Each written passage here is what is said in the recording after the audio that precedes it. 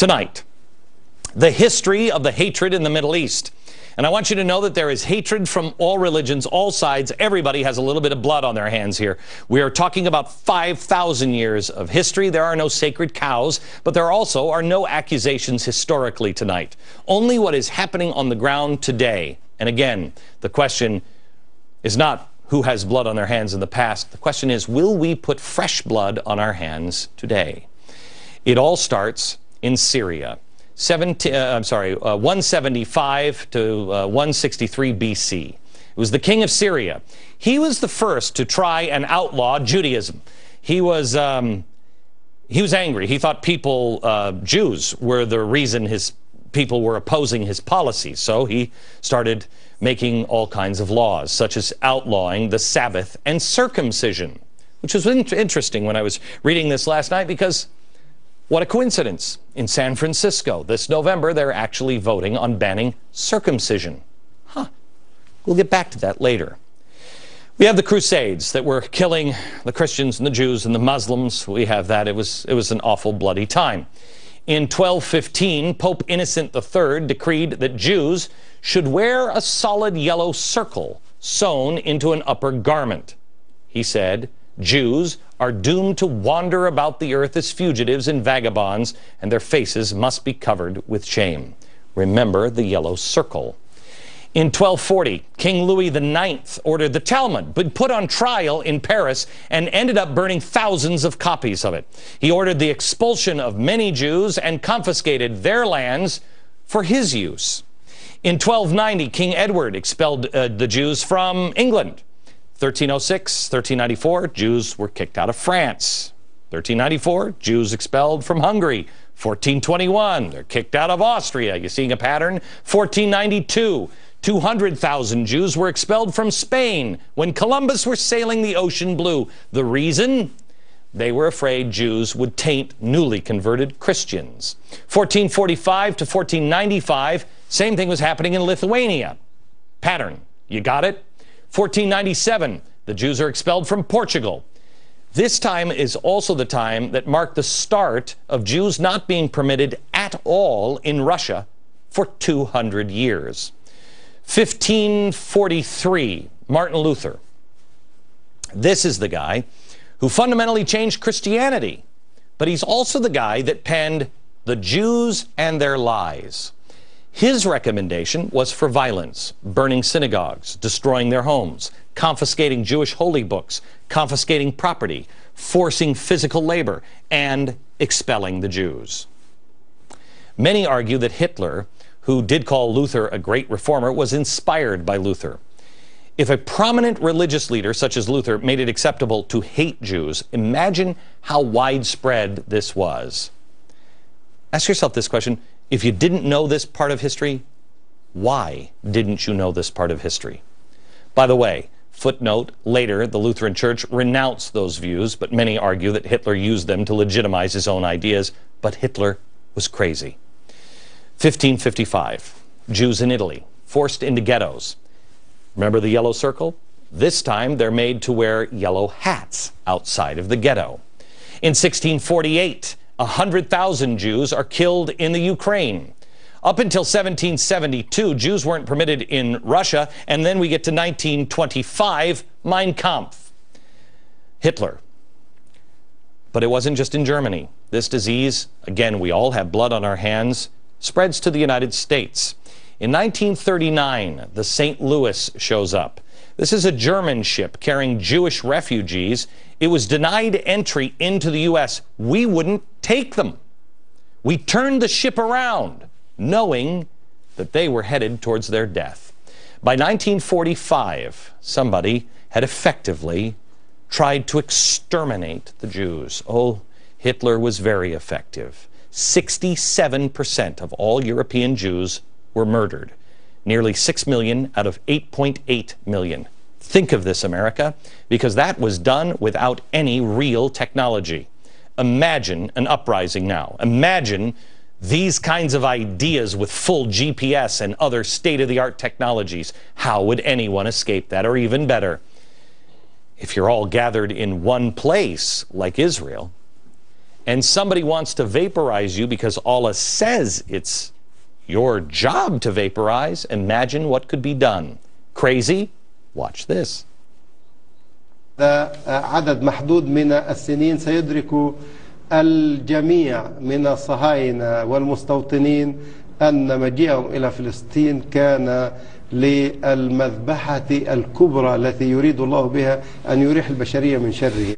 Okay, we all know what Hitler did, even though people like Ahmadinejad deny what Hitler did. But I want to show you what else was happening around the same time, mainly in the Middle East. It's gone under the radar for some unknown reason, and it explains almost everything you see in the Middle East. It explains why they want to drive the Jews into the sea. It explains why they say the Holocaust never happened. By the end of this program, my hope is the only thing that will remain unexplained in your mind is why the world, who promised never ever again, doesn't see the old hatreds brewing once again. Or if they do see, I mean, I don't know how you can miss the protest and the chants of Jew, Jew, Jew. If they do see, why don't they care? I think I'm going to utter the words that I don't think I've ever said before. I agree with Chuck Schumer. Wow, that seems weird. Chuck Schumer said something I found pretty amazing, and I want you to see it. The reason there's not peace in the Middle East is very simple. It's because the majority of Palestinians and the majority of Arabs don't believe there should be an Israel. It's plain and simple. And anyone who try to figure out a way to solve this conflict without realizing that truth will never get anywhere. That is true. Now, the left is all up in arms because, as we have seen, their support with the freedom flotillas and other Palestinian causes, they don't care about Israel or the Jews. They know this will put the whole world in play and put the Western world on the ropes.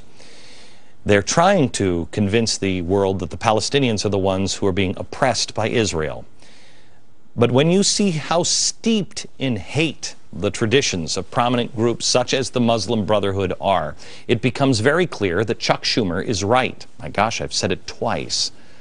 I want to take you back to 1921.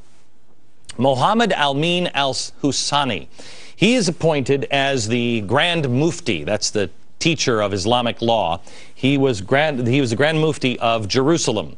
He was the most prominent Arab figure in Palestine. He also happened to be one of the most bigoted human beings of all time. This is when Jerusalem and all this territory was owned by the British.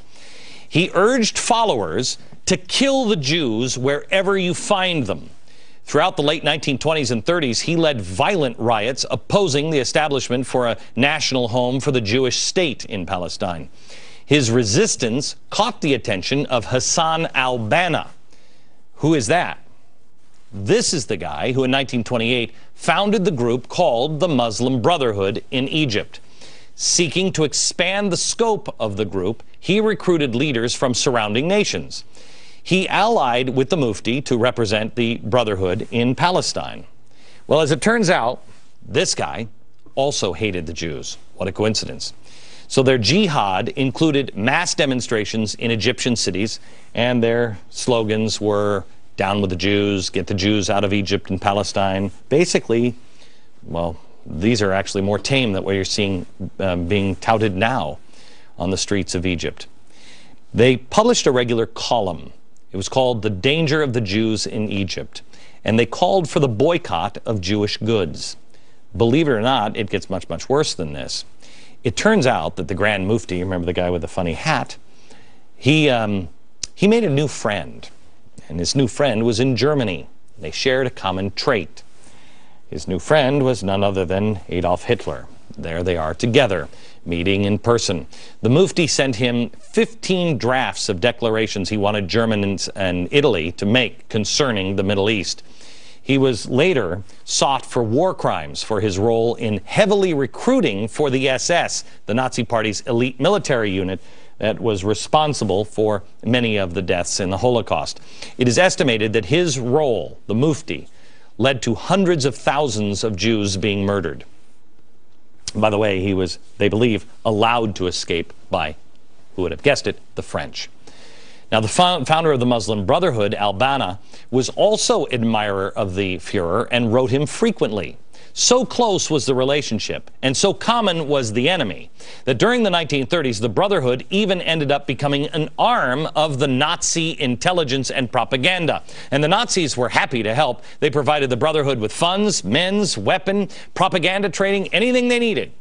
What once was a small little group fledgling to stay alive here, they grew into 1 million strong, thanks in large part to the Nazi support. They helped mainstream Jew hatred in the entire Arab world. In fact, it grew so strong that Persia changed its name to Iran in 1935, due in large part to the influence of the Nazis. Iran means Aryan. The propaganda broadcast became so popular during the most of the war, everybody was listening to it. And if you think that was then, well, let me give you a comparison. Here's al-Qaradawi. Remember him? This is the current Muslim Brotherhood leader who sounds just like Hitler. This guy has a broadcast every week that is heard and seen by 40 million Arabs every week. Now, how about the part of the story that nobody seems to be concerned about? Tying it right back today. This is a story that we told you last week. I haven't seen it anyplace else. A group of Egyptians have now proclaimed the establishment of a new Nazi party. But they say, no, it's in a contemporary frame of reference, as if the problem with the Nazis were the outdated uniforms. More in just a second.